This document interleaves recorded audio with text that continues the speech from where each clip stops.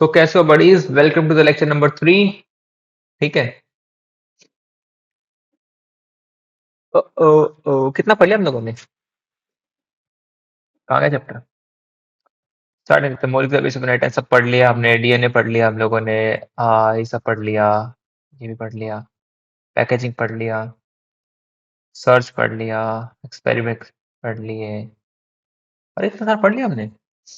RNA world से पढ़ना है आज अपने को। आज हम लोग खत्म करते हैं आरएनए वर्ल्ड, रेप्लिकेशन और क्या है आगे। द मशीनरी एंजाइम खत्म हो जाएगा, ट्रांसक्रिप्शन खत्म कर लेते हैं, ये भी खत्म कर लेते हैं ट्रांसक्रिप्शन यूनिट। ठीक है।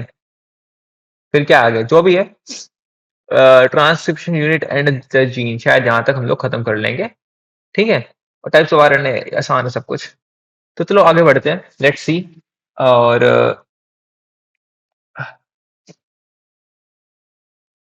आरएनए वर्ल्ड कहाँ गया? हाँ, हमें पढ़ना आज आरएनए वर्ल्ड से ना, राइट? हाँ ये रहा RNA world. So let's start.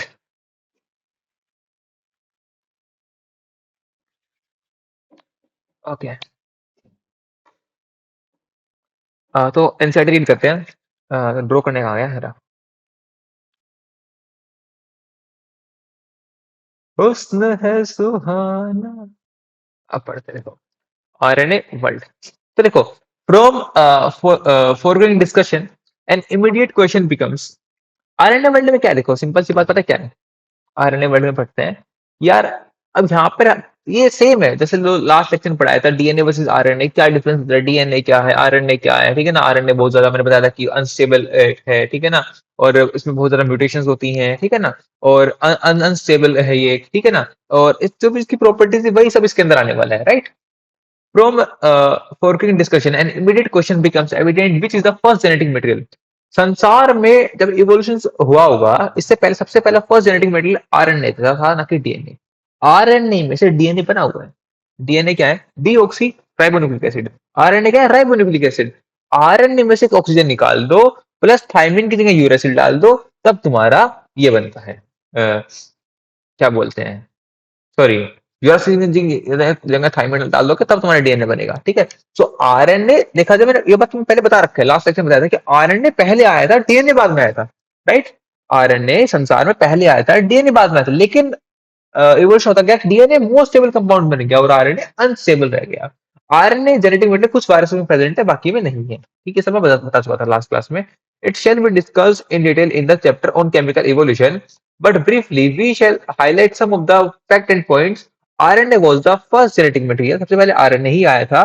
There is now enough evidence to suggest the essential life process such as metabolism, translation, splicing, etc. evolved around RNA. RNA used to act as a genetic material as well as a catalyst. मैं बात हूँ, कुछ सोचो, RNA इतना ज्यादा unstable है, highly mutation इसके अंदर होती है, हाईली चेंजेस आते रहते हैं इतने ज्यादा। अगर फर्स्ट मटेरियल डीएनए होता, मतलब कोई लाखों करोड़ों साल पहले अगर देखा जाए जब ये धरती बनी थी, तो भाई इंसान बनने में ना जाने कितने साल लग जाते हैं। इवोल्यूशन इतना स्लो हो जाता, बिकॉज डीएनए तो हाईली स्टेबल है, वो इवोल्यूशन करता ही नहीं। बहुत स्लो, बहुत स्लो, बहुत स्लो। ठीक है। सो आरएनए होना बहुत ही ज्यादा इंपॉर्टेंट था। ठीक है। आज भी अगर हम लोग को कोई वायरस बनाना है, हम लोग क्या बनाते हैं? आरएनए से बनाएंगे। वो हाईली म्यूटेशन करेगा, वो हाईली एडवांस वायरस बन जाएगा, ठीक है, जिसका कोई तोड़ नहीं मिलने वाला। आरएनए बहुत ज्यादा हाईली अनस्टेबल होते हैं, म्यूटेशन करते हैं, ठीक है ना। तो फर्स्ट जेनेटिक मटेरियल, अगर सोचो अगर आरएनए का डीएनए होता तो फिर इंसान बन ही नहीं पाते हैं, क्योंकि अरबों साल बीत जाते हैं, तब भी इंसान नहीं बन पाता, इतना स्लो होता है evolution. There are some important biochemical reactions in living systems that are catalyzed by RNA catalyst and not by protein enzymes. But RNA being catalyst was reactive and hence unstable. देखो वही बात है, RNA unstable है।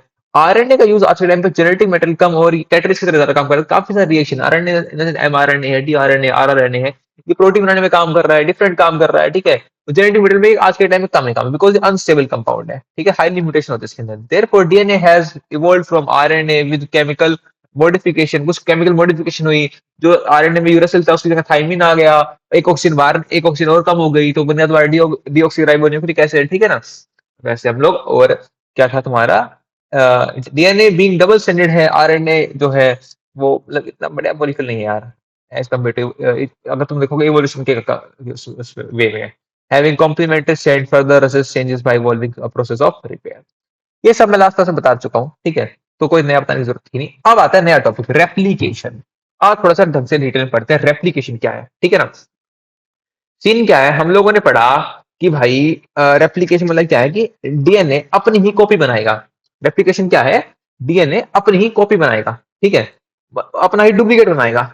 अब भाई काफी सारे scientist की चर्चा हुई, तो दो तीन मॉडल आए थे, एनसीईआरटी में गिवन एक ही है, ठीक है। थोड़ा एक कुछ थ्योरेटिकल डिस्कस कर लेते हैं। एक मॉडल आया था कि भाई एक साइंटिस्ट की टीम बोली यार हम बताते हैं कि डीएनए रेप्लिकेशन करता कैसे है। हाँ, हम लोग जानते हैं सेल साइकिल में हम लोगों ने पढ़ा है कि एस फेज जो पूरी सेल साइकिल सबसे लंबा फेज सबसे बड़ा एक फेज होता है जहां पर डीएनए अपने आप को रेप्लिकेशन करता है, राइट, है ना। 2C से 4C बनता है, राइट, डीएनए डबल हो जाता है। सीन इज दैट कि वो डबल होता कैसे है, डीएनए रेप्लिकेशन कैसे करता है, और इस एक्टिविटी को क्या बोलते हैं, मैंने पहले पढ़ा रखा था, नाम बताओ, हेट्रोकैटलिस्ट या या फिर ऑटोकैटलिस्ट। जिसपे लेक्चर पहले पढ़ के ऊपर इसका जवाब दे देगा बड़े प्यार से कि डीएनए अगर रेप्लिकेशन करता है उसको ऑटोकैटलिस्ट बोलते हैं या फिर हेट्रोकैटलिस्ट बोलते हैं, ठीक है। इसका आंसर मेरे को कमेंट सेक्शन में चाहिए, ठीक है। नाउ नेक्स्ट थिंग कि भाई डीएनए अपने आप को डबल करेगा, वो अपनी एक कॉपी बनाएगा। कैसे बनाएगा, कुछ साइंटिस्ट बोलते हैं कि यार पता है डीएनए क्या करता हुआ, डीएनए अपने छोटे टुकड़े कर लेता हुआ, मतलब कि स्लाइसिंग कर लिया खुद के 5-10 टुकड़े करके, और वो हर टुकड़ा अपनी फॉर्मेशन करेगा, फिर सारे आपस में चिपक जाएंगे, ठीक है, और ऐसे डीएनए रेप्लिकेट करता है। तो वो बोले अच्छा पर उतना मेरे को समझ में आ नहीं रहा, तुम्हारा जो थ्योरी तुमने दी है उससे ज्यादा ये बैठ नहीं रही, सूटेबल नहीं कर रही है, ठीक है। तो लोगों ने एविडेंस मांगा, तो एविडेंस दे भाई, तो हम लोग तो एक बात मान लेंगे कि डीएनए में टुकड़े कर रहा है और फिर एक नई कॉपी बना रहा है, राइट। तो एविडेंस था नहीं। फिर एक और आया, वो बोलता है कि यार डीएनए अपनी सिर्फ कॉपी बनाता है, पूरा डीएनए डबल स्टैंडर्ड डीएनए, ठीक है, और उसके साइड में उसकी पूरी कॉपी बन जाती है। फिर और ये पूरा कंजर्वेटिव होता है, ठीक है, क्या होता है पूरा कंजर्वेटिव, पूरा डीएनए कंजर्व रहता है इसके अंदर, ठीक है ना। और मतलब पूरा कंजर्वेटिव मेथड ऑफ रेप्लिकेशन है, पूरा डीएनए कंजर्व रहेगा। तो फिर साइंटिस्ट बोले ये कहीं ना कहीं सूटेबल लग रहा है, लेकिन इसका एविडेंस दो। फिर एविडेंस नहीं था, ठीक है। अब सीन ये आता है कि डीएनए रेप्लिकेशन करता है, जो लोगों ने बोल तो दिया, कोई प्रूफ ही नहीं दे पा रहा था, और कैसे रेप्लिकेशन करता है ये भी समझ में नहीं आ रहा था, है ना। क्या चलो सर मैसेज कर रहे हैं, इनको बाद में बात करते हैं। तो भाई आ रहा था, ठीक है, मतलब कि डीएनए रेप्लिकेशन कर रहा है। तो सवाल उठा गया वॉटसन एंड क्रिक के ऊपर, जिन्होंने पूरा डीएनए का मॉडल दिया था, राइट, कि डीएनए कैसा होता है, क्या करता है। तो भाई उनसे पूछा गया हमें हमें तुम बताओ, कोई साइंटिस्ट बता पा रहा कि डीएनए रेप्लिकेशन करता कैसे है। तो इन लोगों ने एक अपने ये भी इन्होंने कोई एविडेंस ये भी नहीं दे पाए थे, लेकिन इन्होंने जो थ्योरी दी थी वो सूटेबल थी, ठीक है ना। वो कहीं ना कहीं समझ में आता कि हाँ ऐसा हो सकता है। पढ़ते हैं क्या लिखती है NCERT. While proposing to the double helical structure of DNA, किसने किया था, वॉटसन क्रिक ने। इन्हीं से सवाल पूछा गया अब तुम बताओ ये भाई तुमने तुम्हारा या तो तुम्हारा मॉडल गलत है। अगर अगर तुम लोग नहीं बता पाए डीएनए रेप्लिकेशन कैसे करता है, फिर जो तुम्हारे स्ट्रक्चर दिया है डीएनए का उस स्ट्रक्चर गलत है। तो वॉटसन क्रिक का तो दिमाग खराब हो गया यार, हमने नोबेल प्राइज ले लिया, सारे काम कर लिया, अब ये लोग बोल रहे थे कि हम लोग नहीं बता पाए कि रेप्लिकेशन कैसे करता है, तो हमारी पूरी थ्योरी गलत हो जाएगी। तो बोले हमको बताते हैं, कुछ ना कुछ तो बताएंगे। तो उन्होंने बताया कि हैड इमीडिएट प्रपोज, उन्होंने तुरंत प्रपोज कर दिया, कहीं उनका नोबेल प्राइज ना छीन ले लोग, ठीक है ना। अ स्कीम ऑफ रेप्लिकेशन, इन्होंने एविडेंस नहीं दिया, एक स्कीम दी। यार ऐसा हो सकता है, हमें ये लगता है 99.9% यही होगा, ठीक है, इन्होंने ऐसा दिया, स्कीम दी, ठीक है ना। To quote that to quote the original statement that is exact follows, जो उन्होंने उस समय पर एग्जैक्टली ओरिजिनल स्टेटमेंट दी थी ना, अपना जो हाथों से लिखा था, हाथों से वर्ड लिखे थे, वो एग्जैक्टली वर्ड किए हैं जो वॉटसन क्रिक की लैंग्वेज में है, एग्जैक्टली सेम वर्ड एनसीईआरटी लिख रखे जो वॉटसन क्रिक ने दिए थे 1953 के अंदर। उन्होंने बोला था it has not escaped our notice that the specific pairing we have postulated immediately, ठीक है। स्पेसिफिक पेयरिंग मतलब क्या है, ए एडिनोसिन थाइमिन के साथ जुड़ेगा एटीजीसी, जब हम डीएनए स्ट्रक्चर पढ़ा क्या पढ़ा था, एटीजीसी, हाइड्रोजन बॉन्डिंग करते हैं, एओटी डबल हाइड्रोजन बॉन्ड से, जीओसी ट्रिपल हाइड्रोजन बॉन्ड से। तो बोल रहा है कि डीएनए के अंदर सर स्पेसिफिकली वो होती है, पेयरिंग होती है, ठीक है ना, ये आपस में जुड़ेंगे। और हमें लगता है ऐसा ही कुछ होता है कि ये जो पेयरिंग है ना, यहीं पर राज छुपा हुआ है इसका डीएनए का रेप्लिकेशन होने का। डीएनए क्या करता होगा, अपने आप को पूरा खोल लेता होगा, जो ये पूरा होता है हमारा सांप सांप बन रखा है डीएनए का, ये ओपन होगा और दो अलग अलग सीरीज स्ट्रैंड बनेगी, और ये स्टैंड के सामने एक और कॉपी बनेगी और दोबारा एटीजीसी की बॉन्डिंग होकर नया डीएनए बनेगा। अभी जो समझ में नहीं आ रहा लेकिन सब समझाता हूँ, ठीक है ना। उन्होंने ऐसे बोला था, तो just a possible copying mechanism for the genetic material Watson and Crick, ठीक है। लेकिन कोई एविडेंस इन्होंने भी नहीं दे पाए थे। लोग बोलते हैं कि जो डीएनए होता है वो सेमी कंजर्वेटिव होता है, ठीक है। अब बताता हूँ कि एग्जैक्टली फंडा क्या है। देखो ये वाला डायग्राम देखो वॉटसन एंड क्रिक का, समझाता हूँ। समझो, समझ में नहीं आया समझ जानता हूँ, अब समझाता हूँ। देखो डीएनए ऐसा होता है, ये वाला ऊपर वाले शक्ल देखो, डीएनए ऐसा होता है। कैसा होता है? ऐसा। ये नीचे से भी ऐसा ही था, लेकिन लोग क्या बोलते हैं कि यार ये ना आपस में पूरा खुल जाता है, ओपन होता है, ठीक है। देखो तो इसके एक तो मेरे पास पेन नहीं है, पेन खरीद लेगा तो थोड़ा आसान हो जाएगा। ये ऐसे है, ठीक है। ऐसे मतलब कि कुछ कुछ ऐसा होता है, डीएनए थोड़ा ढंग का नहीं बनता, ठीक है ना। आप ये कह रहे हैं सर ये ना डीएनए होता है लेकिन पूरा ओपन हो जाएगा, कंप्लीटली ओपन हो जाएगा। ओपन हो गया, ठीक है। तो ये एक डंडा ऐसे बन गया, एक डंडा ऐसे बन गया। मैं मान लेता हूं पहले ओपन होने से पहले यहां था ए, यहां था टी, यहां था जी, यहां था सी। तो यहाँ ए के सामने था, यहाँ पे था टी, यहाँ था ए, यहाँ था सी, यहाँ था जी, राइट। ये बंधे हुए थे ना। बोलता है कि कैसे को अपना रेप्लिकेशन करेगा। तो डीएनए पूरा बंधा हुआ था, ये पूरा खुल गया, सीधे लाइन में आ गया। तो एटीजी से एटीजी था। अब होता क्या है, ये लोग अपनी कॉपी बनाते हैं, ठीक है। इसे समझने के लिए ये लोग क्या करते हैं, अपनी ही कॉपी बनाते हैं। इन द सेंस ये जो ये वाली लाइन थी इसके सामने एक ये स्टैंड बनेगा, इसके सामने एक यहाँ एक स्टैंड बनेगा, अगर अलग उस साइड, ठीक है ना। या फिर ठीक है, इसकी स्टैंड ये बन गई, काले वाले स्टैंड की वाली स्टैंड बन गई।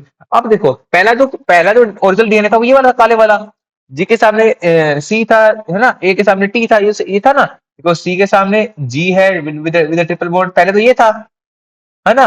जी सी ए टी याद यही था ना पहले। बोल रहे कि अलग अलग हो गए, एक सेट यहाँ पर आ गई, एक सेट यहाँ पर आ गई। ये अपने सामने एक सेट आएगी, जी के सामने क्या आएगा, सी आएगा, सी के सामने क्या आएगा, जी आएगा, ए के सामने टी आएगा और टी के सामने ए आएगा।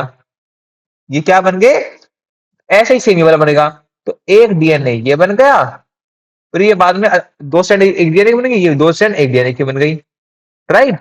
अब क्या होगा, ये दोबारा आपस में जुड़ जाएंगे, सांप दोबारा बना लेंगे अपना, ठीक है। ये दोबारा अपना सांप बना लेंगे। अब क्या है, तो अब क्या था, एक डीएनए से दो डीएनए बन गए। समझ में आई बात। एक डीएनए का सांप बना हुआ था, वो सांप खुल गया, दो डंडे बन गए।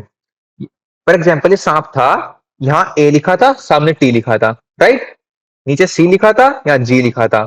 अब ये सांप खुल गया, दो डंडे बन गए। यहाँ ए था, यहाँ टी है सामने, यहाँ सी है, यहाँ जी है सामने। एटीजीसी बॉन्डिंग थी। अब मैं बोल रहा हूं यहाँ था ए, यहाँ था टी, समझा, यहाँ था ए, यहाँ था टी, ठीक है। अब सीन क्या है कि इस ए के सामने यहाँ पर एक और ये उसकी कॉपी बनाएगा, डंडा आया, एक और डंडा बनेगा, ठीक है।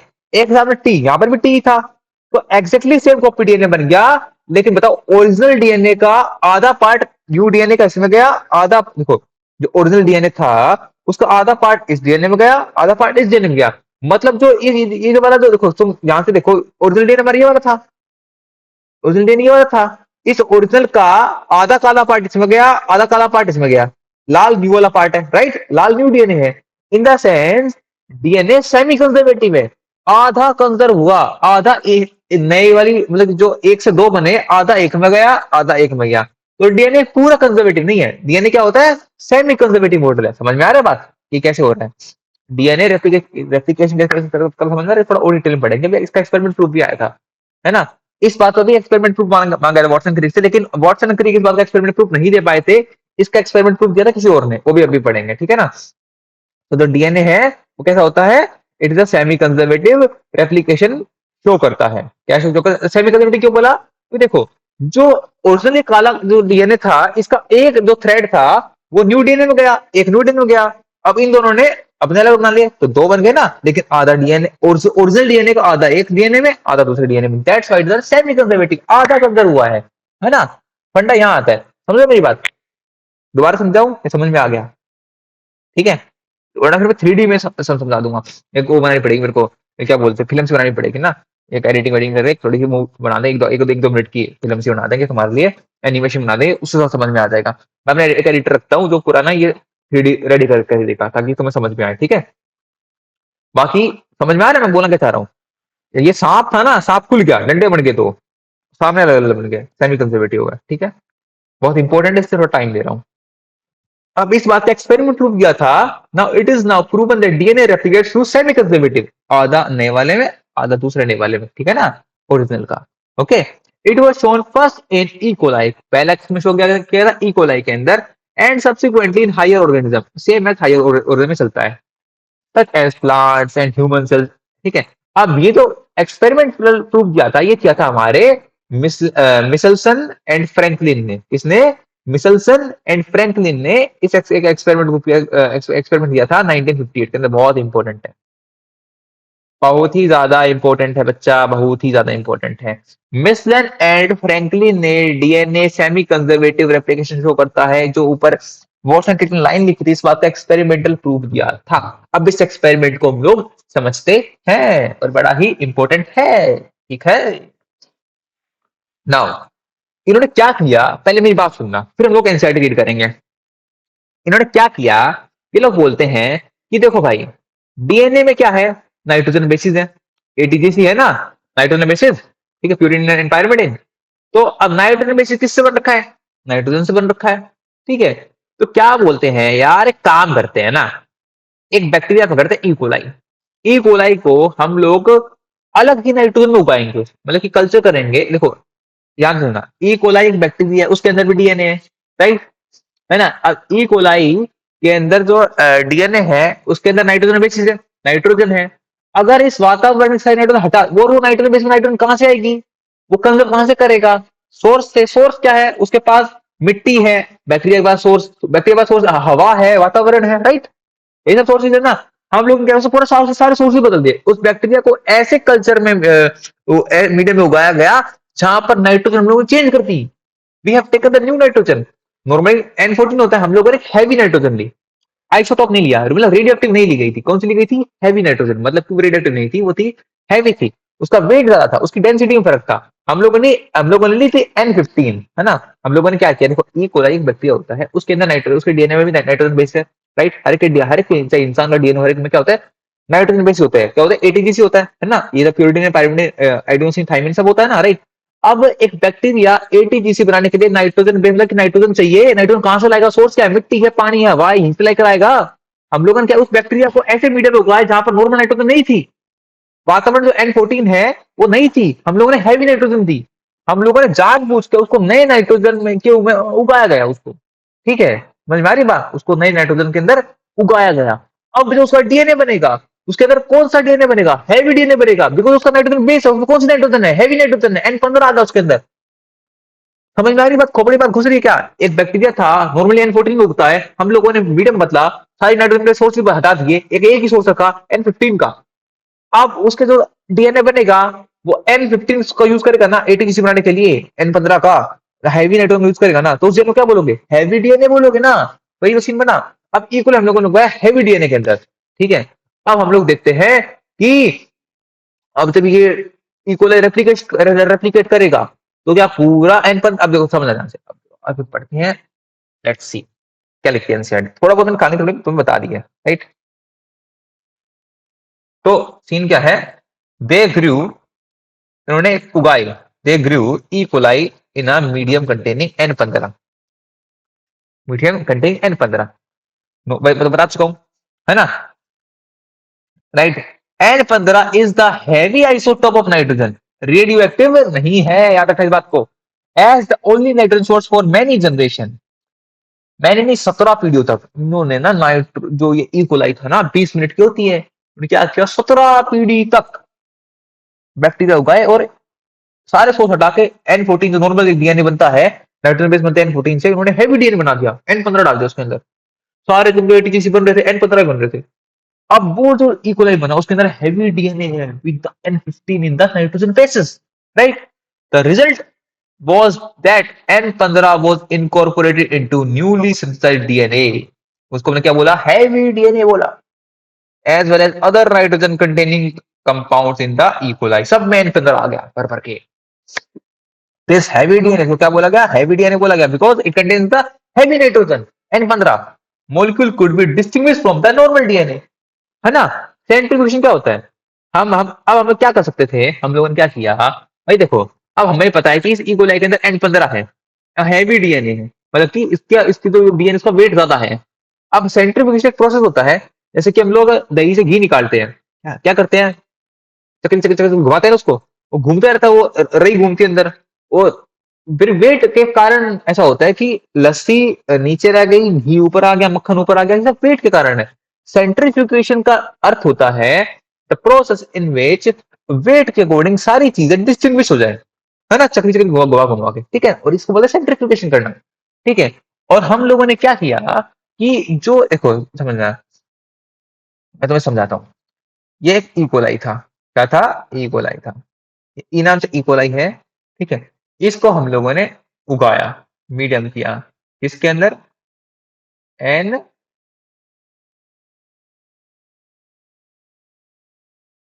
15 के अंदर. इससे क्या बन गया? हैवी इकोलाई बन गया, या फिर हैवी डीएनए वाला बंदा बन गया. एच मतलब हैवी डीएनए वाला बंदा बन गया, हैवी डीएनए वाला इकोलाई बन गया. अब इस हैवी इकोलाई को, हैवी डीएनए को हमने उगाया नॉर्मल मीडियम के अंदर.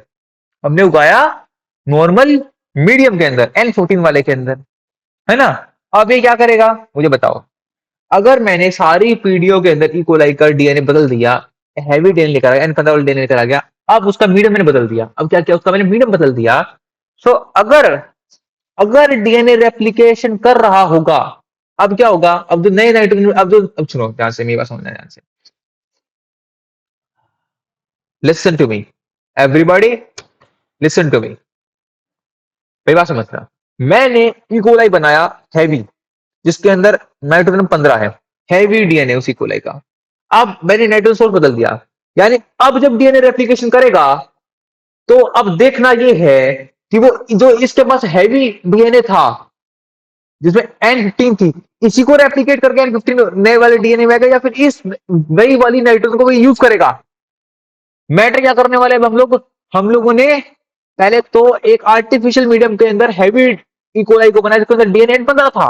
अब नॉर्मल नाइट्रोजन दे दी. अब देखना ये था कि ये बैक्टीरिया इसी N15 के डीएनए को डुप्लीकेट करके बना देगा, यानी पूरा कंजर्वेटिव बनेगा, या फिर नई वाली नाइट्रोजन को यूज करके सेमी कंजर्वेटिव बनाएगा, कि आधी नई नाइट्रोजन और आधी पुरानी नाइट्रोजन. रेप्लिकेशन में नया डीएनए बनेगा, राइट. उसमें भी तो नाइट्रोजन चाहिए, उसके उसके नाइट्रोजन बेस को बनाने के लिए, उसको वहां पे एडीसी बनेंगे. वहां पे नाइट्रोजन कहां से आएगी? या तो न्यू रहेगा तो N14 आएगी, राइट. अगर N15 वाले कोई डुप्लीकेट करेगा तो N15 वाली आएगी. अब देखना ये था, और हमने देखा ये कि जब ये N15 वाला हम लोगों ने कल्चर में उठा के नॉर्मल नाइट्रोजन लेकर गए, तो इसके पास N15 थी, हमने नई नाइट्रोजन दी, तो जो दोबारा नया रेप्लिकेशन डीएनए बना, एक नया डीएनए बनाया गया, कॉपी बनाई गई, तो इसके अंदर ये वाली जो नाइट्रोजन थी, वाली कॉपी नहीं हुई. नया नाइट्रोजन जो अराउंड एयर में था N14, वो इसके अंदर आ गया. इसमें क्या आ गया? वो वाला आ गया. अब ये बोला जाता है कि जो भाई ये न्यू बनती है ना, ये जो फ्रैंकलिन थ्योरी बोली थी, ये जो पुराना डीएनए था, इसकी दो कॉपी बनी. मतलब सुना ध्यान से, टेरस लिसन. मान लो ये दोनों स्टैंड इक्वल की, दोनों में हैवी डीएनए, दोनों में हैवी N15 है, तो एक N15 वाली स्टैंड यहाँ पर आ गई, एक N15 वाली स्टैंड यहाँ पर आ गई. देखिए लाल वाली तुमने डंडी बनाई थी, इसमें N14 है. तो देखो अब ये बोले यार सेमी कंजर्वेटिव है बात मामला, क्योंकि रीजन क्या है? हम देख रहे हैं कि नए वाला जो डीएनए बना है ना, इनकी डॉटर से जो डॉटर डीएनए बना है, उसके अंदर एक स्टैंड N15 से है, एक स्टैंड N14 से है. अब हम लोगों ने एक्सपेरिमेंट से कैसे प्रूव करी? Due to the DNA by centrifugation in caesium chloride. हम लोग जब डीएनए की सेंट्रीफ्यूगेशन करते उसको अकॉर्डिंग टू वेट अलग करते हैं, हम लोग यूज करते हैं सीजियम क्लोराइड का, CaCl का. ये डेंसिटी ग्रेडियंट है. इसमें क्या होता है? हम लेते हैं ट्यूब लेते हैं, हम लोग क्या लेते हैं? एक ट्यूब लेते हैं. देखो ये रहा, ये रहा, ये देखो, ये ट्यूब है. देखो ये ना ट्यूब है, देख रहे हो? देखो ये एक्सपेरिमेंट, नीचे देखो एक्सपेरिमेंट तुम, ये देखो मिसलन एंड स्टोल एक्सपेरिमेंट. देखो ये स्टोल वाला एक्सपेरिमेंट देखो तुम लोग, क्या क्या है? ये क्या है? N15 वाला डीएनए था, इकोलाई का N15 वाला डीएनए था. 20 मिनट तक क्या किया? बस ये इसकी नई नई पीढ़ी बन गई, इसने कर लिया जो उसको करना था, बच्चे बच्चे पैदा करने मजे ले लिए 20 मिनट तक, ये अपने मजे ले लिए इसने। अब ये सब अपने मजे ले लिए तो इसकी दो दो डीएनए बन गए। अब देखो हुआ क्या, जो हमने इसका वातावरण बदल दिया, नई नाइट्रोजन दी, इस भाई साहब ने क्या किया, एक स्टैंड अपनी पुरानी वाली ली यहाँ पर, और आधा जो नया रेप्लिकेशन सोर्स बनाया वो जो वहां पे हमने नाइट्रोजन दी थी उसी से बनाया। मतलब कि इसने खुद की कॉपी नहीं बनाई, इसने जो सोर्स कही नाइट्रोजन ली, तो यहाँ पर कैसा बना, N14 और N15 का मिक्सचर बना। इसको बोलते हैं सेमी कंजर्वेटिव, कि आधा डीएनए इसका यहाँ पर है, आधा डीएनए इसका यहाँ पर है, दैट मींस सेमी कंजर्वेटिव। और 40 मिनट बाद ऐसा बन रहा है ना। फिर इन्हीं की कॉपीज बनती गई, राइट, इन्हीं की कॉपीज बनती गई, राइट। ये सर होता क्या, अब देखो साइंटिफिकेशन क्या है, तो ये डब्बी है, डब्बी में सीजियम क्लोराइड है और हमारे नाइट्रोजन है, डीएनए भरे भरे पड़े हैं। थोड़ी देर हम लोग देखते हैं N14 ऊपर न गया, N15 नीचे आ गया, और बीच के अंदर हमारा डीएनए है लाइट एंड हाइब्रिड। ये देखो ये हाइब्रिड डीएनए है, this is a hybrid. Light ऊपर है, हैवी नीचे है, और बीच वाला डीएनए हमारा हाइब्रिड है। और जो डॉटर सेल्स आ रहे थे नीचे उसमें हाइब्रिड डीएनए था, मतलब कि N14 N15 दोनों था। ठीक है, हम लोगों ने ये पता किया था सेंट्रीफ्यूगेशन नाम के प्रोसेस से। Please note that N15 is not a radioactive type. मैं पहले बता दिया N15 रेडियोएक्टिव नहीं, वो सिर्फ हैवी है, वो सिर्फ क्या है, हैवी है। हम लोगों ने डेंसिटी नाम के उसका यूज किया था कि भाई देखो हमने क्या किया, इकोलाई का डीएनए भरा, सेंट्रीफ्यूगेट किया, देखा यार जो उसका माँ बाप थे ना वो तो ऊपर रह गए, N15 वाले मॉलिक्यूल है, ठीक है, और कई पीढ़ी बाद वाले जो है, फॉर एग्जाम्पल देखो ये माँ बाप थे, अब इसकी दूसरी पीढ़ी में एक ऐसा आ रहा है ना, बिल्कुल ही N14 आ गया ना, बिल्कुल लाइट डीएनए, लाइट डीएनए था ऊपर आ गया, ये बच्चे आ गए, सबसे नीचे माँ बाप हैं और बीच में हाइब्रिड है। इट मींस क्या है कि DNA semi conservative method show कर रहा है, समझ में आ रही है बात। Then they transferred the cell into a medium with normal N14Cl and took samples at various definite in the time intervals। और हमें मतलब पूरा ये कहानी हमें देखने को मिलती है, ठीक है। Thus, the DNA was extracted from the culture one generation after the transfer of N15 to N14. After 20 minutes, E. coli divided into 20 minutes. ये इसका dividing time rate है। Had a hybrid बना, intermediate बना, उसके अंदर N15 भी था, N14 भी था, okay. And after 14 minutes second generation आई, उसके अंदर हाइब्रिड भी था, लाइट डीएनए भी था, और हैवी डीएनए नहीं था। मतलब उसमें उसमें क्या था तुम्हारा इंटरमीडिएट, देखो 40 मिनट्स बाद क्या है, इंटरमीडिएट डीएनए है, ये इंटरमीडिएट डीएनए हाइब्रिड डीएनए है, इसमें N14 में N15 में और लाइट डीएनए लग सा रखे हैं, राइट। समझ में आ रही है वो कैसे आया, ये दो रंडियों को अलग अलग करो, इनकी जुड़वा बना दो, दो रंडी अलग अलग करो, जुड़वा बना दो, वैसे सीन हुआ, ठीक है ना। कंपोज इक्वल अमाउंट ऑफ, ये आ गया, if equal was allowed to be grow over 80 minutes, इसका आंसर तुम निकालोगे। बड़ा ही आसान क्वेश्चन है, अगर ना निकले तो मेरे को बताना कमेंट सेक्शन में, करवाऊंगा। Very similar experiment involving use of radioactive time. एक और एक्सपेरिमेंट किया गया था, जैसे ये जो ऊपर वाला एक्सपेरिमेंट था N14 N15 वाला किया था मिसेल्सन वगैरह ने, तो एक और एक्सपेरिमेंट किया गया था, वेरी सिमिलर था, उसमें क्रोमोसोम का पंगा लिया गया था। Very similar experiment involving use of, उसमें रेडियोएक्टिव थाइमिन का यूज किया गया था, उन्होंने नाइट्रोजन बेस को ही बदल दिया था, एक रेडियोएक्टिव थाइमिन लिया गया to detect distribution of newly synthesised DNA in the chromosome was perform by Vicia faba. भगवान, तो भाई ये देख लेना, by Taylor and colleagues in 1958। बस मैं इतना याद रखना कि एक एक्सपेरिमेंट हो किया गया था रेडियोएक्टिव थाइमिन लेकर, ठीक है, और वो किया गया था परफॉर्म बाय विसिया फाबा, ठीक है ना। और उसके अंदर भी एक बात आई थी कि डीएनए सेमी कंजर्वेटिव होता है, ओके। अब बात ये आती है मशीनरी एंड एंजाइम कि यार सर आपने मेरे को बोला कि ये जो डीएनए है वो पहले लिपटा हुआ होता है, वो ओपन होता है तो स्ट्रैंड बनती है। बात ये है कि ओपन ऐसे तो होता नहीं होगा, और डीएनए ओपन कैसे होता है वो समझते हैं। साफ बना था डीएनए का, इसको ओपन करना है, दो डंडे बनाने हैं रेप्लिकेशन करने के लिए, फिर ये दो डंडे अपनी कॉपी कॉपी बनाएंगे, राइट। आधा डीएनए, ये इस सांप का एक डीएनए अलग कॉपी बना रहा है नए मेटेरियल के साथ, ये अलग कॉपी बना रहा है, इसे सेमी कंजर्वेटिव है, राइट। अबे सांप डंडा बना कैसे, सांप टूटा कैसे, इसमें कौन कौन से एंजाइम इन्वॉल्व थे। पहला आता है हेलिकेज, पहला क्या आता है हेलिकेज, है ना। हेलिकेज का काम होता है इस सांप को तोड़ना, सांप को तोड़ के डंडा बनाना।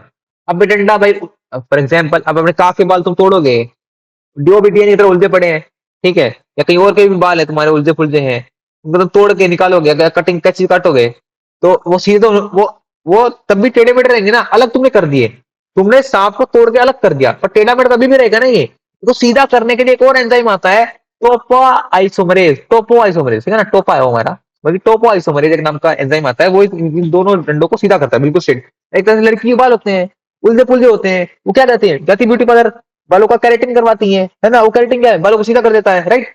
सेम एज हम लोग उस डीएनए के जो ये सांप था, इसको हेलिकेज ने तोड़ दिया, अलग डंडे बना दिए, अभी भी उलझे पुलझे थे, इसको सीधा कर दिया, किसका कैरेटिन कर दिया, किसने, टोपो आइसोमरेज ने, किसने, टोपो आइसोमरेज, इसको क्या करना, सीधा करने का काम करता है, ठीक है ना। अब इन ये दो डंडे थे, इनको जोड़ना भी पड़ेगा बाद में, इनको जोड़ना भी पड़ेगा, जोड़ने का काम कौन करेगा, हमारा लाइगेज करता है, ठीक है ना, क्या कहता है, डीएनए लाइगेज करता है। अब समझते हैं, अब पूरा इसको रीड करते हैं, क्या क्या एंजाइम आ रहे हैं, कुछ पढ़ते जाते हैं और आगे बढ़ते जाते हैं, ठीक है ना। मशीनरी एंड एंजाइम, इस डीएनए को सांप को तोड़ने में किस रोल प्ले कैसे होता है, क्या पंगा है, कितनी चीजें हैं इसके अंदर, एनसीईआरटी वर्ड टू वर्ड पढ़ते हुए जाते हैं आगे, ठीक है ना। Okay, so, the machinery and enzyme in living cells such as E. coli, the process of replication requires a set of catalyst enzyme, मतलब कि दुनिया भर के एक एंजाइम नीचे बहुत सारे एंजाइम इसके अंदर। द मेन एंजाइम जो इसमें है वो है हमारा डीएनए पॉलीमरेज। क्या है, डीएनए डिपेंडेंट डीएनए पॉलीमरेज। अब ऐसा क्यों, मेन एंजाइम क्यों है मुझे बताओ। ये सांप था, ये सांप को तोड़ दिया, डीएनए बन गया, अब ये एक स्ट्रैंड अपना अलग कॉपी बनाएगी, ये स्ट्रैंड अपना अलग कॉपी बनाएगी, तो दो डीएनए बन जाएंगे, हुआ समझ में आया ना। अब ये जो स्ट्रैंड थी तुम्हारी, अब इसका डीएनए एक पॉलीमर है, स्टार्टिंग से पढ़ता है, लेक्चर में बताया डीएनए क्या एक पॉलीमर है ना।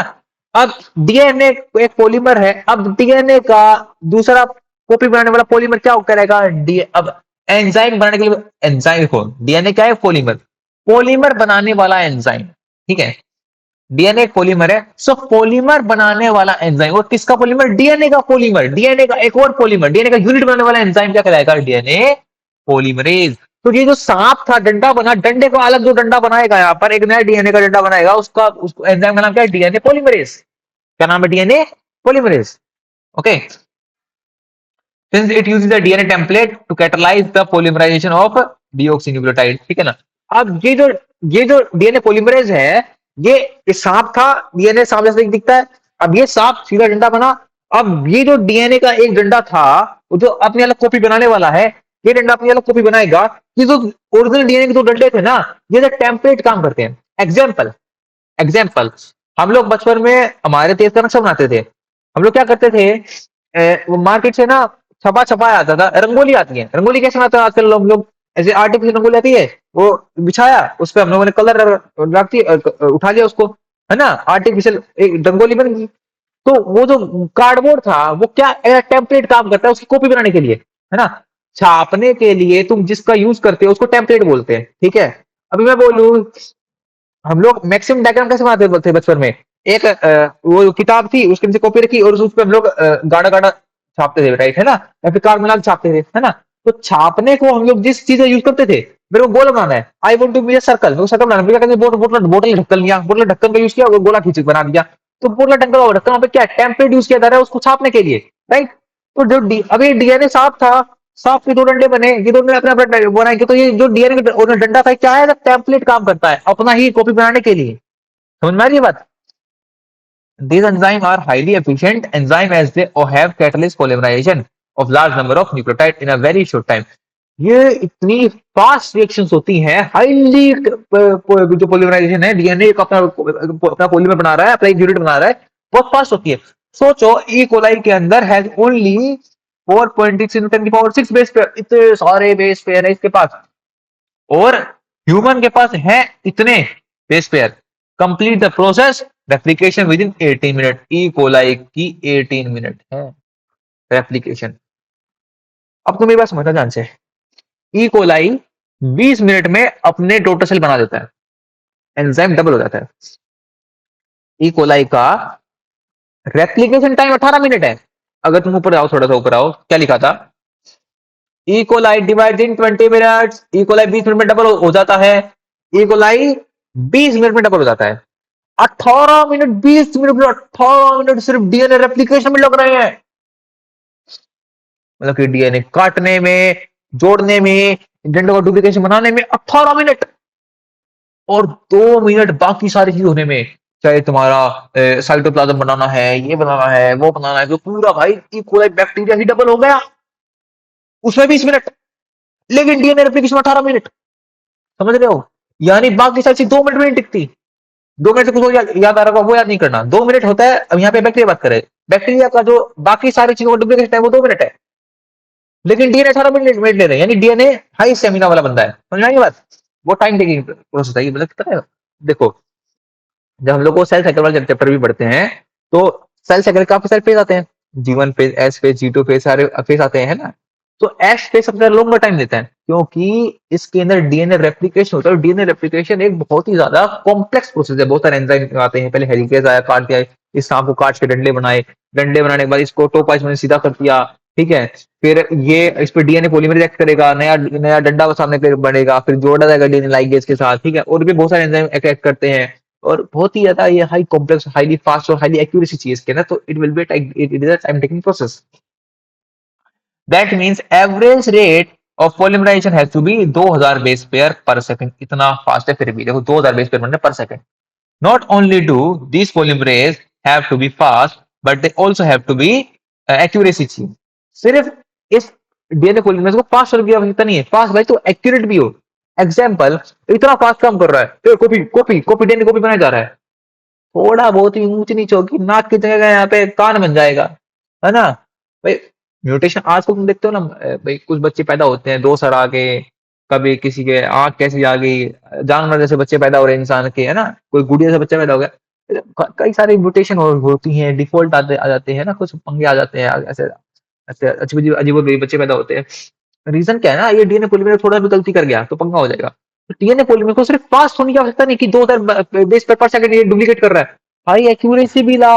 अगर एक्यूरेसी नहीं होगी ना, तो हमने सोचा था हमारा राजा बनना आएगा, सर जानवर आ गया बे वहां पे, ठीक है, कुछ अलग ही लेवल का बंदा पैदा हो जाएगा। समझ में आई की बात? तो तो वो चीज है, तो इसको क्या है, हाईली एक्यूरेट होना भी जरूरी है। एनी मिस्टेक ड्यूरिंग रेप्लिकेशन, ये डीएनए अपना रेप्लिकेशन बना रहा था, बना कुछ और दिया, तो बच्चा भी कुछ और ही बनेगा ना, रिजल्ट इन द म्यूटेशन, है ना। सोच रहे थे हम लोग सोच रहे थे यार, हम लोग अपना क्या बोलते हैं आज के टाइम पे, कस्टमाइज बेबी बनाएंगे, राइट। हमने सोचा था कि हम लोग शाहरुख खान बनाएंगे, आ गया जी पक्का लाल, म्यूटेशन हो गई, है ना। तो वो चीज हो सकती है, समझ मेरी बात। Further, more energetically, replication is a very expensive process, क्योंकि इसमें बहुत ज्यादा लफड़े हैं भैया, बहुत इसके अंदर कॉम्प्लेक्सिटी है। डीऑक्सीराइबोन्यूक्लियोसाइड ट्राइफॉस्फेट सर्व ड्यूअल पर्पस, बहुत ही ज्यादा इंपॉर्टेंट लाइन है, इसको मीनिंग समझते हैं, इसका मीनिंग समझते हैं। बहुत ज्यादा इंपॉर्टेंट और बहुत ज्यादा इंटरेस्टिंग लाइन है, इसका मीनिंग समझते हैं। Deoxy ribo nucleoside triphosphate. अच्छा, तुमने ट्राइफॉस्फेट वर्ड कहां सुना है?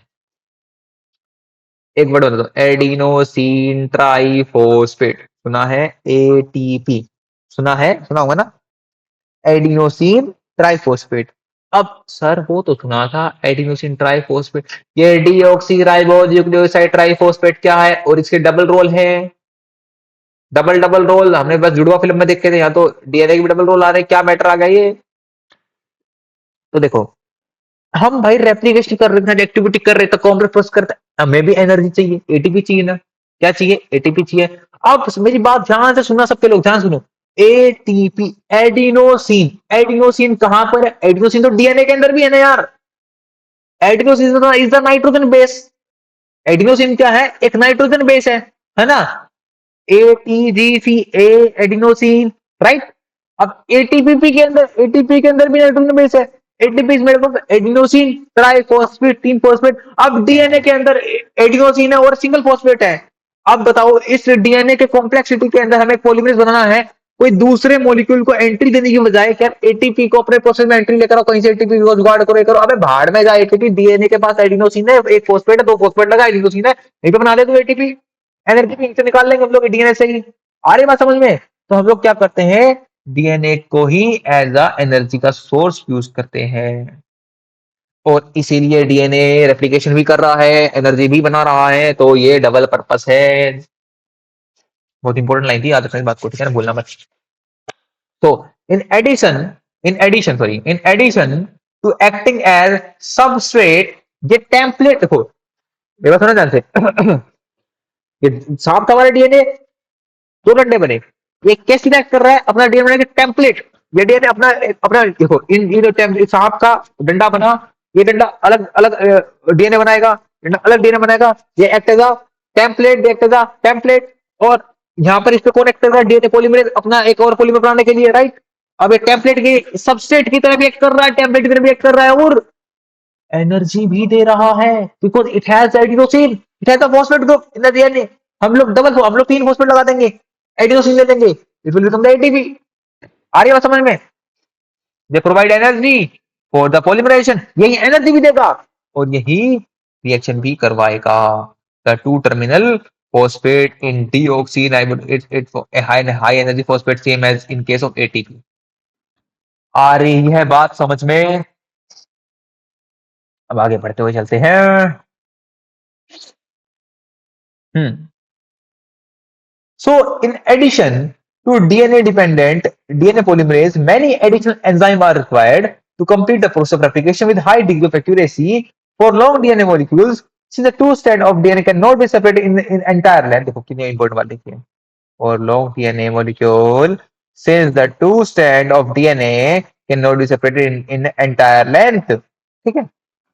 अब तुमने मुझसे क्वेश्चन नहीं पूछा, अगर तुम्हारे माइंड में क्वेश्चन क्लिक किया हो, फर्स्ट लेक्चर में बताया था कि हमारे एक सेल के अंदर जब डीएनए पैकेजिंग हुई थी तो 2.2 मीटर लंबा डीएनए लिपटा हुआ था, है ना? प्रोटीन पे 2.2 मीटर लंबा लिपटा हुआ था।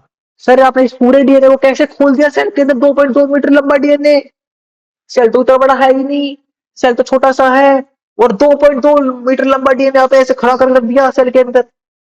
कॉमन सेंस है क्या? कैसे आया? तुमने सोचा इस बात को? तुम नहीं सोच पाए तो सोचो। जब मैंने ये बात थोड़ी देर पहले मैंने बात बोली कि हमने इस डीएनए को खोल दिया, एक स्टैंड ये तो 2.2 मीटर लंबा डीएनए एक सेल में कैसे आ गया? आ ही नहीं सकता ना यार, वो तो 2. मुझसे भी बड़ा डीएनए यार, 2.2 मीटर का खुद भी ना हो, वो इतना बड़ा डीएनए सेल में कैसे आ गया? खड़ा कर सीधा, वो भी 2 खड़े कर दिए, एक ये सेंस बात नहीं, और उसका रेप्लिकेशन हो रहा है, नहीं है सेंस। तो बोलती है NCT for long DNA molecule since the two strand of DNA can not be separated in entire length, वो पूरी लेंथ में खुल ही नहीं सकते, बहुत बड़े हैं यार, due to very high energy requirement. तो बहुत ज्यादा एनर्जी चाहिए, इतना लंबा डीएनए तुम एक बार करोगे पॉलीमराइज, कितनी हाई एनर्जी चाहिए? साले काट लोगे तुम सूखी हड्डी, है ना? इतनी एटीपी कितना जूस पियोगे तुम? चीनी का कट्टा खा लो तभी इतनी एनर्जी नहीं आने वाली, समझ रहे हो? So the replication occur within a small opening of DNA helix refer to as replication fork. यार क्या बोल रहा हूँ, सही है, गंदा माइंड है मेरा, भगवान कसम। फॉर्क बोल रहा हूँ, फक याद आ रहा है, भैंस की आग। Small opening of the DNA helix refer to as replication fork, ठीक है ना? ओके, समझाता हूँ, देखो क्या सीन है। अगर तुम एनसीईआरटी का डायग्राम जाके चेक करोगे, ओपनिंग यहां दिखा रहा है इतने पार्ट में, आगे पार्ट पूरा बंधा हुआ है, आगे पार्ट पूरा बंधा है। देखो यहां पे दिखा रहा है ओपनिंग, ये 2 डंडे बनाना दिखा रहा है, ये 2 डंडे बन जाएंगे, है ना? मतलब कि सीन देखो क्या है, सीन देखो यहाँ पे, सीन समझाता हूँ, सीन क्या बन रखा है। मान लो ये डीएनए इतना खुल गया, और आगे क्या है, ये आगे ऐसे चल रहा है, मतलब पूरा डीएनए नहीं खोलते, थोड़ा डीएनए खोलो बनाओ, थोड़ा और खोलो बनाओ, थोड़ा और खोलो बनाओ, थोड़ा और खोलो बनाओ, थोड़ा और खोलो बनाओ, थोड़ा और खोलो डीएनए बनाओ, ऐसे चलता रहता है, ठीक है ना? इसको क्या बोलते हैं? रेप्लिकेशन फॉक बोलते हैं। और ये बात समझ में पल्ले पड़ रहा है कुछ? मतलब 2.2 मीटर लंबा डीएनए नहीं खोलते, पूरा पूरा नहीं खोलते, थोड़ा ऐसे लिखता हुआ था, फाड़ दिया बीच में से, सीधा डंडा बनाया, इसको कॉपी करा, फिर फाड़ दिया, डंडा बनाया, फिर फाड़ दिया, फिर डीएनए को कॉपी किया, ऐसे चलता है।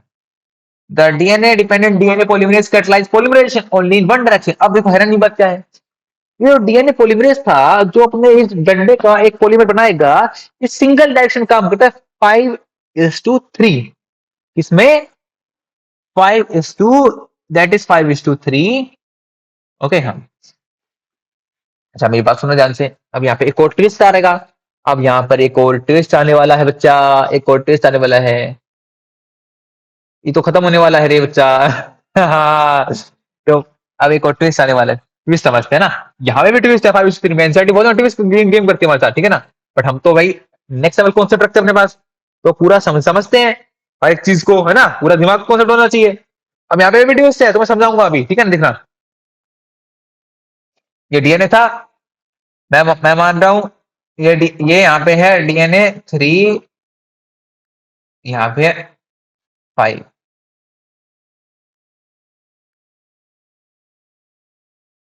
ठीक है। अब देखो, ये सांप था, ये सांप के दो डंडे खुल गए, अब इनका पॉलीमरेज होगा, ठीक है। ये जो डीएनए था ना, जो खुला था, एक डीएनए की स्ट्रैंड बनी थी, ये 3:5 होता है। डीएनए कैसा होता है? 3:5। लेकिन जो न्यू डीएनए या जो न्यू पॉलीमर बनेगा, जो न्यू पॉलीमर बनेगा इसके सामने, वो बनेगा 5:3, क्योंकि 3 के सामने 5, है ना। मान लो यहाँ ए था, यहाँ टी बनेगा सामने, है ना। 3 के सामने 5, 5 सामने 3। अब सीन यहाँ पे ये ट्विस्ट है, बहुत सारे बच्चे, इवन 99.9% बच्चे ये सोचते हैं यहाँ पर कि जो ये डीएनए डिपेंड पॉलीमरेज है, कैटलाइज पॉलीमरेज, यानी 1:5:3, भाई ये उस पॉली, जो देखो ये डीएनए स्ट्रैंड था, ये कैमरे बनी, जो इसका पॉलीमर बनेगा, देखो ये डीएनए था, ये स्ट्रैंड थी, जो इसका पॉलीमर बनेगा ना, डीएनए 3:5 है, पॉलीमर 5:3 है। समझ रहे हो मेरी बात? लोग सोचते हैं कि डीएनए 5:3 है, नहीं, जो उसका पॉलीमर बन रहा है वो 5:3 है, डीएनए 3:5 है। जो उसका काम करने का तरीका है। This create some additional complication at the replicating fork. Subsequently, on a stand, the template with quality, देखो जो टेम्पलेट थी ना डीएनए की, देखो मैंने बताया ना अभी, ये जो डीएनए की टेम्पलेट थी, ये वाली, इसकी रेशो कितनी है? Polarity 3:5। The replication is continuous. देखो अब समझ, थोड़ा सा, अब थोड़ा सा ना वो आ गया है, कॉन्सेप्चुअल पार्ट आ गया है। क्या आ गया है? कॉन्सेप्चुअल पार्ट आ गया है। अब इसको समझने के लिए हम लोग एक पीपीटी का यूज करते हैं ना, थोड़ा सा समझा सको। इतना पीपीटी पढ़ी है नहीं पढ़ी मेरे पास, पढ़ी तो अच्छी।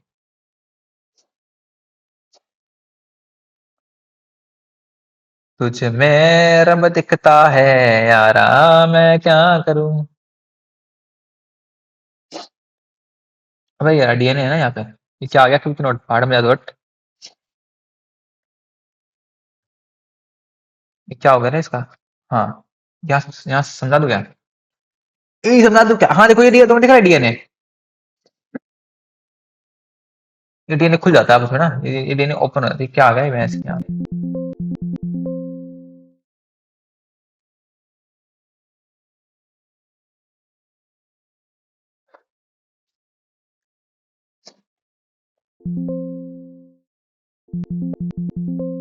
कौन सा पार्ट था हमारा?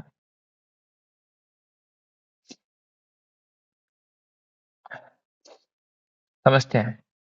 रेप्लिकेशन डीएनए ना, अगर यहाँ लिखता हूँ मैं तो कुछ ना कुछ तो एक इमेज खुल रही है ना, समझाने में आसानी होगी मेरे को। रेप्लिकेशन ऑफ डीएनए,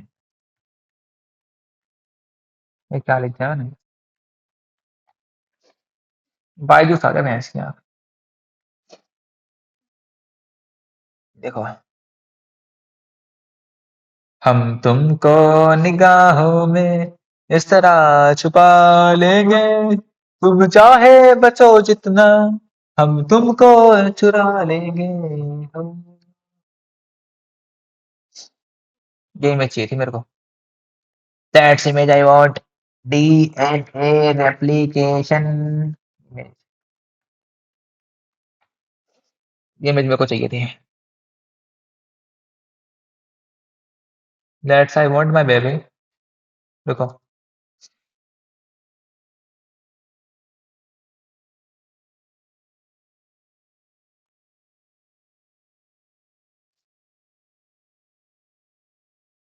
कहाँ गई वो इमेज? डेस्कटॉप पे आई होगी ना।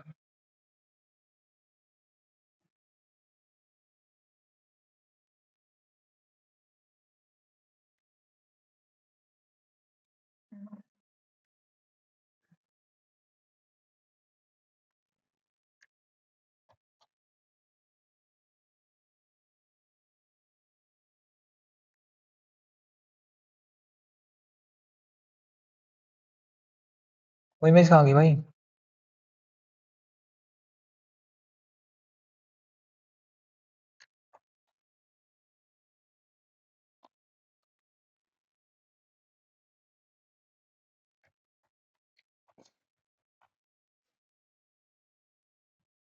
कहाँ है भाई? क्या खोल दिया मैंने ये? हट, दिमाग खराब। ये इमेज ये कोई समझो इस बात को, पहले इसको जूम करते हैं।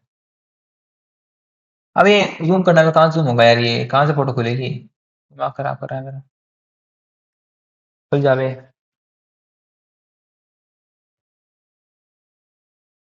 हाँ देखो ये रहा। समझते हैं देखो, समझो मेरी बात, सबके सब आ गया मैं देखो। ये पूरा डीएनए बना हुआ था। देखो ये पूरा साफ बना हुआ डीएनए का, राइट? और ये आधा डीएनए खोला, उनकी देखो उसका डुप्लीकेट बना रहा है। ये डीएनए की टेम्पलेट थी, ये इसका एक और सेट बना रहा है। ये डीएनए की टेम्पलेट थी, सेट बना रहा है। देखो जहां पे डीएनए 3:5 था, जो टेम्पलेट 3:5 थी, ये इसका पॉलीमर है 5:3 काम करेगा, मैंने अभी बताया। तो डीएनए का पॉलीमर था, यहाँ पे 5:3 काम कर रहा है। देखो ये टाइप टाइप कैसे करें? एडिट, दिखने का नहीं है यहाँ पे। ये रहा, मिल गया मेरे को। देखो ये यहाँ पे देखो, ये 5:3 क्या है? ये हमारा वो क्या बोलते हैं, जो हमारा पॉलीमर बन रहा है ना, जो डीएनए का कॉपी बना रहा है, वो यहाँ पे 5:3 काम कर रहा है। डीएनए टेम्पलेट 3:5 थी, ठीक है? अब देखो ये साइड उल्टा है ना, ये साइड उल्टा है। उल्टा इन द सेंस, देखो यहाँ पर जो टेम्पलेट है वो क्या है, डीएनए की 5:3 है, राइट? और यहाँ से 3:5 है, यहाँ से बनता आएगा। जो इंटरनल जो उल्टी वाली साइड है ना, यहाँ पर क्या होता है, कंटिन्यूसली बनती।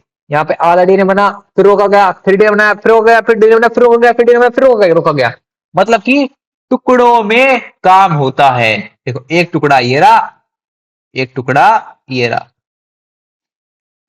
एक टुकड़ा, जो टुकड़ा टुकड़ा टुकड़ा टुकड़ा बन रहा है ना, इसको बोलते हैं डिसकंटिन्यूअस, इसको बोलते हैं कंटिन्यूअस। इसको बोलते हैं लीडिंग स्टैंड, इसको बोलते हैं लैगिंग स्टैंड। इसको क्या बोलते हैं? Lagging stand. जो टुकड़ों में बन रही है, टुकड़ों में क्यों बन रही है? तो यहाँ पे देखो 5:3 था, ठीक है, या 6:5 जो अंदर से बनता हुआ रहा है ना, उल्टा बन रहा है। उल्टा ही आधा अधूरा बना है, थोड़ा बना, थोड़ा बना, फिर थोड़ा बना, फिर थोड़ा बना।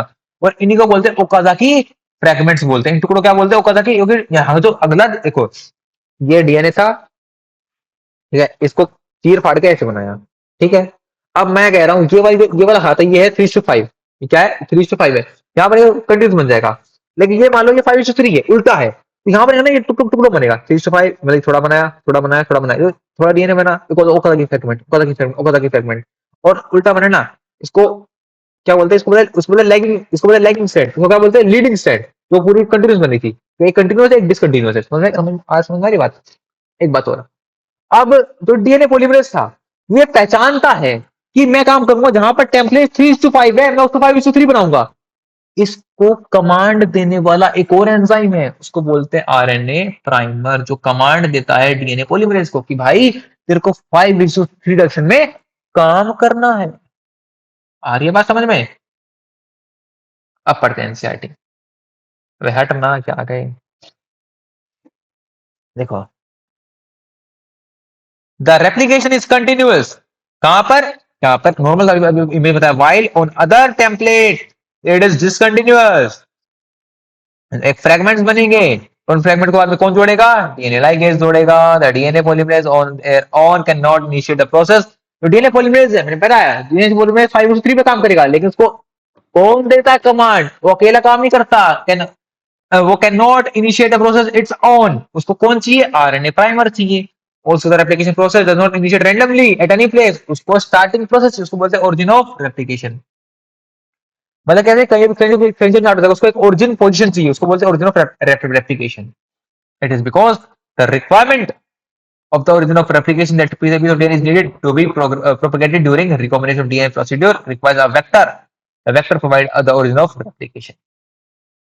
सिंपल सी बात को समझाता हूँ। देखो ये एक डीएनए था, नीले वाला एक ओरिजिनल डीएनए है, उसका एक डंडा ये रहा, एक डंडा ये रहा। अब ये इनका देखो 3:5 था, या आरएनए पॉलीमरेज है 5:3 बना दिया पूरा। यहाँ पे उल्टा काम है, यहाँ पे क्या उल्टा है, यहाँ 5:3 चलेगा। ये उल्टी स्टैंड है ना, ये यहाँ पे उल्टा है, तो जो उल्टा है वहां पे टुकड़ों में चलेगा। आधा बनाया, आधा बनाया, आधा बनाया, जो तीन, ये 3 लाइन है, तीनों का की फ्रेगमेंट्स है। और इसको कमांड को देता है डीएनए कोई इसको न्यू सिंथेसाइज स्ट्रैंड्स को आरएनए प्राइमर, ठीक है ना। इसको बोलते हैं, इस वाले को बोलते हैं कंटीन्यूअस, इसको बोलते हैं डिसकंटीन्यूअस, इसको बोलते हैं लैगिंग, इसको बोलते हैं सॉरी इसको बोलते हैं लीडिंग, लीडिंग, इसको बोलते हैं लैगिंग। आ रही है समझ में? L1 लीडिंग, L1 लैगिंग, ठीक है ना, lagging stand. Further, not every detail of replication is understood well in eukaryote. तो रेप्लिके हमारे में कैसे बनता है, हमारे डीएनए में रेप्लिकेशन कब कब होता है, एस फेज के अंदर होता है। मैंने पहले बताया, बात में बता चुका हूँ कि एस फेज हमारा डीएनए डबल होता है, ज्यादा टाइम टेकिंग प्रोसेस है, ठीक है ना। The failure in cell division after DNA replication result into polyploidy, मतलब कि ज्यादा क्रोमोसोम हो जाना, पॉलीप्लॉइडी मतलब कि more chromosomes. We will learn in detail the nature of origin and the process of occurring at this site in higher class. तुम और आगे पढ़ोगे डिटेल में, फिर तुम ले लो आगे जेनेटिक्स में घुस जाओ तो तुम्हें आगे जानकारी। और वरना एमबीबीएस के अंदर मैं तुम्हें पढ़ा सकता हूँ और डिटेल में, मैं चाहूँ अभी पढ़ा सकता हूँ, लेकिन तुम्हारा टाइम 3 महीने नीट में, अभी सिर्फ एनसीईआरटी फोकस करते हैं नीट के लिए, ठीक है ना। ओके, हर क्वेश्चन जाना नहीं चाहिए, समझ पुराना चाहिए, वो ज्यादा पढ़ना नहीं है, हम लोग इस पर फोकस करेंगे, ठीक है ना। सो अगला है ट्रांसक्रिप्शन, ठीक है, अभी मैं ये भी पढ़ाऊंगा। बट एक बार देख सकते हैं कि लेक्चर कितना लंबा हो गया, कहीं 1 घंटे से ऊपर लेक्चर ना हो गया हो बेटा।